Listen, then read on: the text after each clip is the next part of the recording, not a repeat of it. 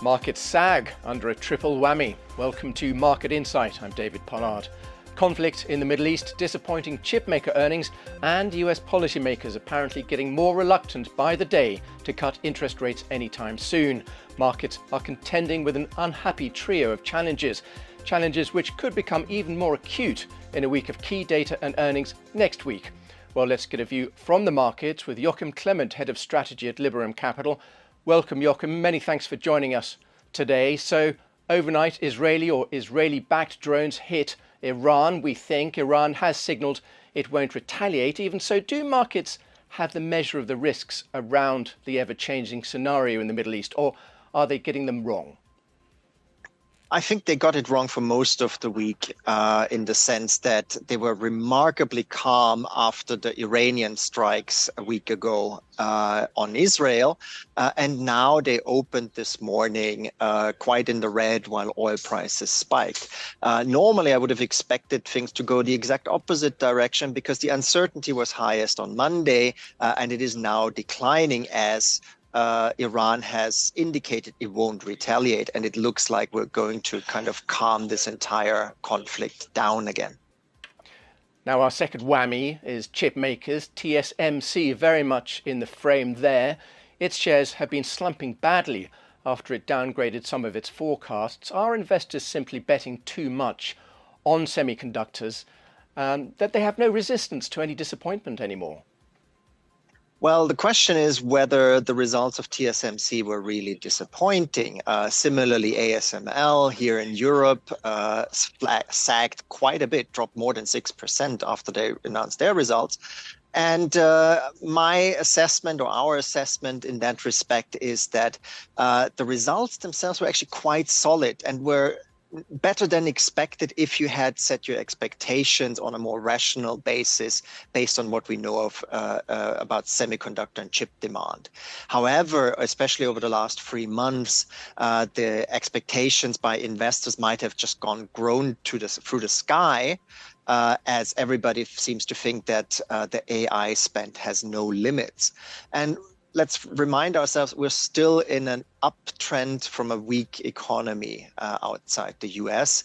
And so we think that the situation is likely to improve as the year continues, but we shouldn't get ahead of ourselves. And that's, I think, what we've seen over the last couple of months on investor expectations.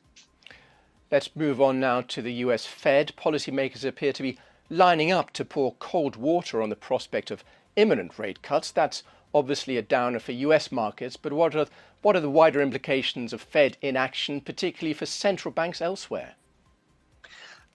We think that in Europe, the ECB and the Bank of England have enough, or actually plenty of reasons to cut interest rates.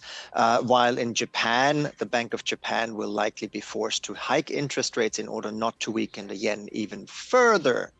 Having said that, basically, what it means is that the interest rate difference between the US and most European currencies will rise, and that speaks for more dollar strength versus the euro and sterling.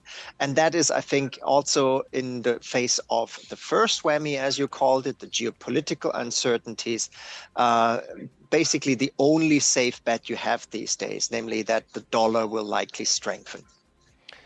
Now, next week, it's another potentially challenging week for investors with Eurozone bank earnings, US tech earnings, and the next big US inflation reading. Could we see even more whammies emerging? What's top of your worry list?